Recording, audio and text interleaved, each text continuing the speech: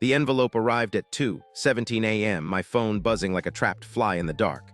Your next role starts tomorrow. My breath caught. The note inside was from my sister, Elena, the one who vanished when I was 10, the one whose face I'd seen only in faded photos from her childhood. She'd written, "I'm sorry, Lena, you were always my best friend."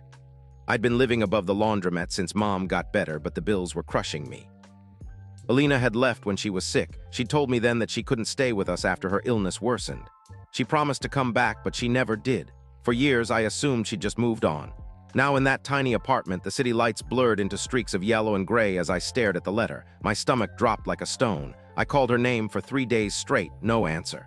Then yesterday, she texted, "The role's legit. You're in." It was a marketing coordinator position at her old company, the one she'd been fired from 6 months ago. She'd never spoken to me since we last saw each other when I was 10. Today, I stood in her office. Her hands shook as she handed me a folder with a name I recognized, Viridian Solutions *. "They need someone who knows our old systems," she said, her voice tight.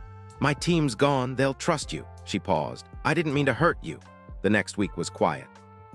The client list was empty. Project timelines vanished. One afternoon, I found an old email from Viridian's CEO. "The company is shutting down next month *. My heart hammered against my ribs. Elena hadn't lied about the role, she'd lied about the company. She'd been trying to save me from something worse than a job. That night, I sat on the bathroom floor, tears hot on my cheeks. "I messed up," she said, her voice low and urgent. "They wanted someone who could cover it fast. I was trying to save you from the chaos." She paused. "But I couldn't tell you how bad it was." The next morning, I walked out of that office and never looked back. My apartment felt smaller now, but cleaner. I signed up for a new job at a local nonprofit that paid enough to keep Mom's medicine covered. Elena called me once, just once, to say she'd been fired too. She didn't know where to go. Now, when I walk past the laundromat, I smile at the old machines and think, I chose my mom over a roof. That's what I'll do forever.